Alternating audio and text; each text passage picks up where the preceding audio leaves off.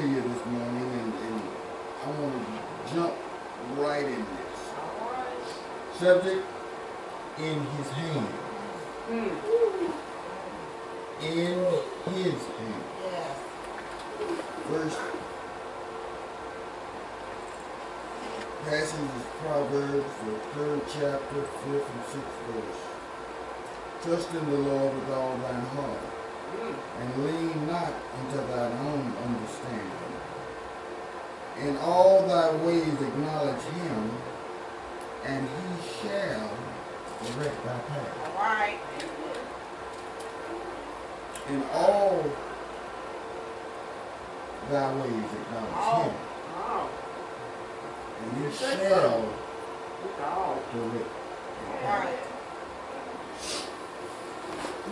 There are things in our life that overtake us that we can't do anything about with our own power, with our own strength. But when we started this way, when we started on the road called Christianity, we gave over our ways, our thoughts, our lives into the hands of our God. We thank God that Jesus Christ died that we may be able to call ourselves members of the family. And because we're members of the family, we turn over everything to the Father of the house. We turn over everything to the man who has all power in his hand. God, Jesus, has all power in his hand. There are things that we can't do, but everything, all things, possible through our Lord and Savior Jesus Christ. In this past 2 weeks, there have been things going on that I would love to be able to change them if I could. But there's no power in me. It's not my will. It's the will of God and our blessings to our Lord and Savior Jesus Christ. Several. And as I came out from the back, I picked up this Bible, and I went to look at something, and I noticed it had my name written on the front. I remember when this was donated, it was given as a gift by my cousin, Eddie B. Thomas, and his wife in 2017 when they came to our anniversary.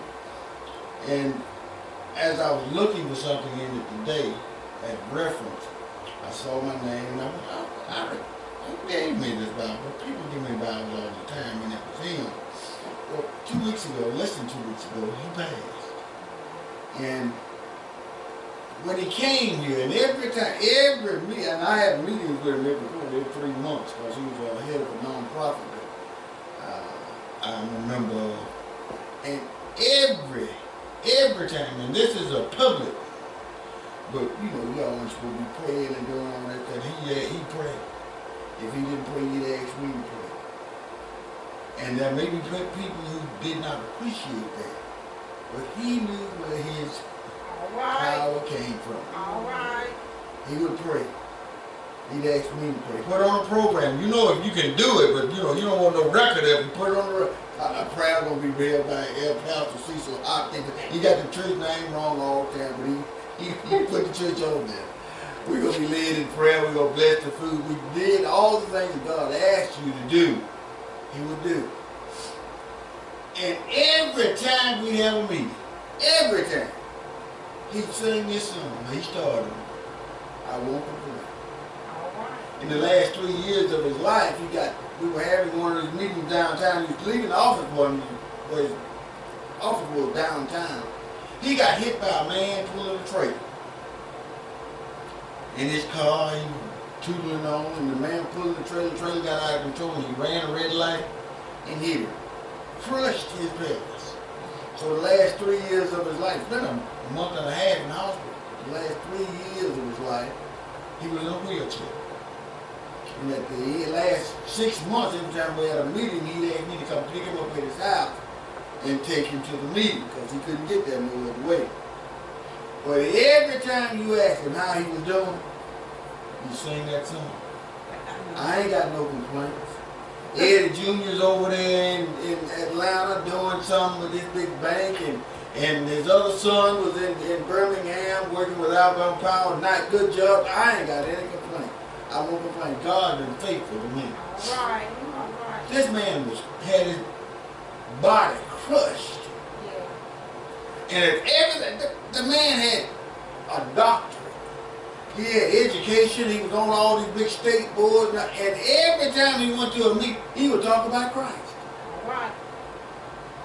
He did not let the opportunity come by without him saying something. They asked him to say it was going to have something to do with Christ. He won't tell them what they wanted to hear, but he was going to tell them how good God had been. Yes. Thank you, Lord. Because he was in God's hand. All right.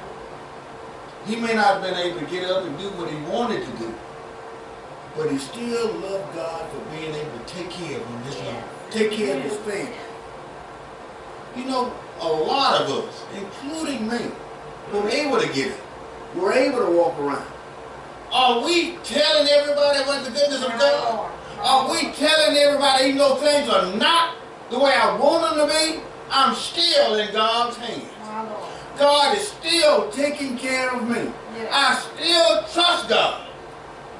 In Genesis, when God blew the breath of life into Adam, shaped him and formed him in his hand. He shaped man, Adam, with his hands. And since that time, man is yet in God's hand. He could have gave Adam 3 arms. Could have gave him 3 legs or 2 noses. But he shaped him the way he wanted him to be. And if you allow him, he'll shape you. Because you are in God's hand. I don't care what's going on. Eddie, when he died, when he was in the city school system, he was assistant principal. And every time a kid got suspended from school, expelled from school, they had to come back through him. Do you know how many thousands of young men and young women he's helped sit down and talk to them? If they didn't have some, mama, grandmama wasn't supplying something for them, he would talk to them, tell them about God, and tell them what he could do for them. If you do this, then I'll do this for you. You get up and go to church with grandmama on Sunday, then I'll make sure you get back in school in a couple of weeks. You do this, he had an opportunity to touch thousands and thousands of lives. And at that funeral, I couldn't go to the funeral because of the condition I'm in, so I went to the wake and I spoke at the wake, but they videoed the funeral. That didn't look like it was 30 people. He not only worked for the city school system, he retired and then worked for Stillman College, doing pretty much the same thing, helping people in public, for another 15 years before he got the job he's in now. Maybe 30 people showed up. But I'm sure he was good. Because it wasn't about what man can applaud you for. It was about what you can do for the love of God. People knew Eddie B loved him. People knew that he cared.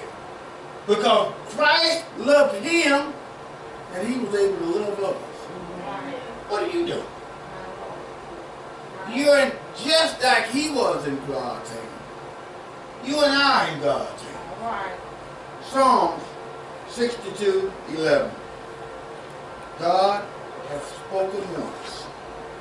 Twice have I heard this, that the power belonging to God. Not once. Not even twice. But we all know for ourselves that the power, I ain't talking about political power. I'm not talking about power to kick out, hire somebody for a job, or power to fire somebody, but true power belong to God. Life and death belong to God. You can stand here and say, I'm in good health. That was this thing I read when I was studying. A bodybuilder. He was women, some women, I put it like this, I ain't gonna put all y'all in the same basket. Like to see bodybuilders. Men with these muscles all over, and the man was being interviewed because he was up for some big thing in Tuscaloosa, and he had Mr. Tuscaloosa or Mr. Some, whatever it was. Anyway, they were interviewed. And he'd get up there and he'd show his muscles, and one man asked him, "What do you do when you ain't bodybuilding? What do you do?" And he got up again, showing his muscles, how powerful it was. And finally, everybody asked questions, and as he was about to sit down, the man asked him again, what do you do when you're not bodybuilding? What do you do? He just sit down. Because that's all he did. If he wasn't working out, he was showcasing his workout. He had power and didn't do anything with it. That's what a lot of us are.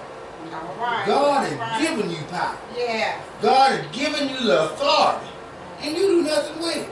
Sit down and look at yourself. I got the power. I'm the pastor. I ain't got to do nothing. All I got to do is just show off that I wear my robe, wear my cross, whatever it is. Just show out that I got the power, and you don't do a thing with it. God has given us talents. Yeah. He's also given us the authority to use our talents. If you don't use it, you lose it. All right. If you don't use it, you'll lose it. A lot of people are afraid to go out and pray. They're afraid that they'll look bad. They're afraid that what God has told them to say won't come to pass. In the Bible, be not afraid. All right. Is listed 365 times. One for every day of the year. All right. Be not afraid. My God. One for every day of the year. Leap year, you can say it twice. Be not afraid. God has covered you every day. Yeah. He's telling you not to be afraid. The power is in His hand. We walk around here afraid to do the will of God. Or some of us aren't afraid, we just don't want to do it. Because it's not what we want to do. All right. When you get sick, and you wish you were able to do what God asked you to do. You know, I was telling Sister Barbara and Thomas this morning, last Sunday I was sick. I was feeling bad. I wasn't planning on going to the doctor. God woke me up and told me I had pneumonia and go to the doctor. I didn't want to go. I knew if Sister Sandy found out, she was going to take me or send me one. And I was sitting there and I found myself trying to bargain with God. Now, Lord, if I stay here and I'm under the cover and I put some big vapor rub on, I ought to start feeling better. And I kept throwing out these things and God didn't say anything. It's like, you know, if we're going to, negotiate, look like you said something, He wasn't negotiating. He told me what to do, and I did. When I went there, they told me, you got pneumonia. I said, yeah, I kind of thought I did. Said God already told me I had it. And told me what to do about it. God will speak to you. Where? God will tell you when, where, and sometimes why. But we have our own way of we want things done. Yes. I want God to heal me, and I don't want to go through no trouble about it. Lord, if you know I got it, then, heal me or something. But God has His own way of doing it. Right. He's got the power. Yes. If He instructs you, if He says, I have the power to heal you, now you need to do this, and you don't do it, whose fault is that? All right. God allowed me to get up and come to church this morning. Last Sunday, I didn't know if I was coming to church again. I felt this, that bad. But I still didn't want to go to the doctor. We have our way, our mindset. Yeah. Let me put it like that. Yeah. That we're in God's hands, and if we're in God's hands, God ought to bend His will to me. God ought to instruct me how to do things where I want them done. God ought not to instruct me not to go to the doctor when God got all power. He said, you healed. But that's what God does. Because God is God. We're in His hands. And you know what that is? That's a good thing. Because I wouldn't want to be in anybody else's hands. I wouldn't want to be in a governor's hands who don't like the way I did something. I wouldn't want to be in a judge's hands who didn't like the way I talked back to him. God has forgiven me. I'm not worthy to be standing before God. I'm not worthy to say that I'm bound for glory. But I can say that the Lord was so good to me that He woke me up this morning. He cleared my lungs out where I can talk to y'all. Because Sandy told me, now you know you get up and you're trying to preach and you start coughing again, you ain't got to God got that. God allowed me to come down here. And if I didn't do anything else but wave my hand, I know who has the power. I know whose hands that the power is in. It's not in mine. Unless God tells me that I can do, I can't do. It's just like, I don't know if y'all ever saw this movie, the bear, about this little bitty bear cub who was killed, his mama was killed with his baby, and he started following around this big bear. Because he had nobody else to follow. Usually a big bear would kill a small one, but he didn't. And one time they got separated. You ever got separated from God? You're walking with him and then you get separated and then you just strike out on your own, trying to get back to where you were. And while he was trying to get back to the big bear, a cougar, mountain lion started chasing, wanted to eat him. And the bear little bear cub ran all over the place trying to get away from him, and that's where we are, trying to get away from Satan. We know we ain't got no business out there, but we stuck off on our own. And now we're cut off from God, and we're out there and we're all caught up, and we get cornered. And the little bear got cornered, and the lion got him up there on him, and the little bear stood up like he was a big something. And the mountain lion took a step, and then he looked, and then he eased back, turned around, took off running. And the bear thought, whoo, I was scared him away. And then he looked back, the big bear was standing behind. God's got the power. Yeah. He's who is standing behind you, making sure that what you got, you can keep. Yeah. See, when Satan comes in to steal your joy, Jesus is right back there. Yes. Turn around and look at your help.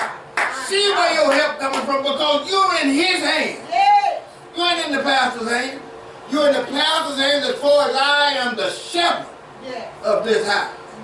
But when God comes, when God says move, the shepherd starts moving. All right. When God says stand still, the shepherd stands still.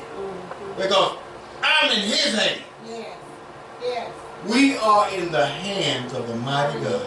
And you do not want to be in the hands of an angry God. Hallelujah. You do not want to be in the hands of an angry God. Matthew 28:18. And Jesus spake unto them, saying, all power is given unto me in heaven and in earth. All power is given unto me in heaven and in earth. There was a debate between a Christian and a Muslim. The Muslim told him, I think our religion is a little bit better than yours, because when we go to Mecca, we can go up and we can see the crypt where our Savior is laying.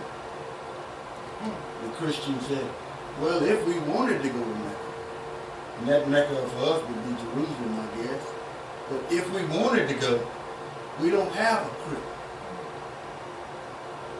Because our God, our Savior, is not lying there. He's yet alive. We're in the hands of a living God. Yes. Yes. We're in the Yes. hands of a God that cares for us. Yes. We're in the hands of a God that loves us. Even though we don't deserve it, He died for us. Yes. It's in His hands Thank you, Lord. that I live, I move, I have my being. Yes. It's because of Him My God. that I can stand before you. Not that I have anything too wise to say, but I can say what God tells me to do. Hallelujah. In His hands. Yes. I think I told y'all this once before. There was a man who found the boy said it was a fiddle. He started playing with the old fiddle, couldn't get it right.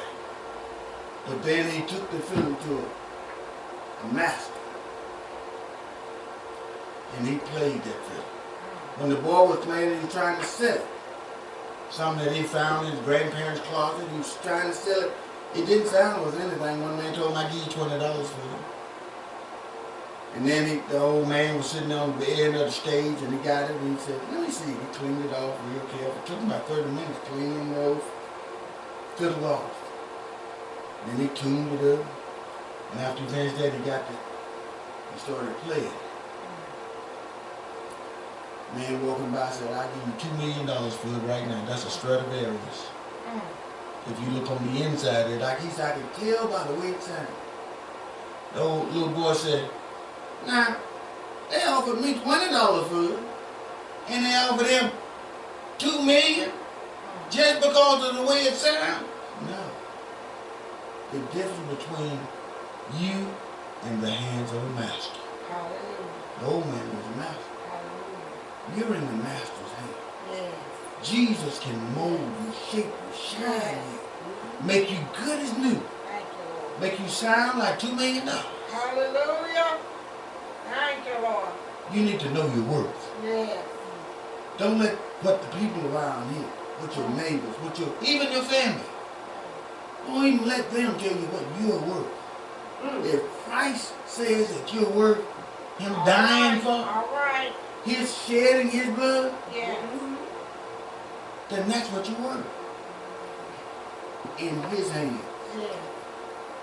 is when we really show what we're worth.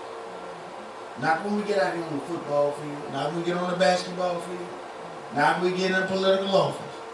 It's in God's hands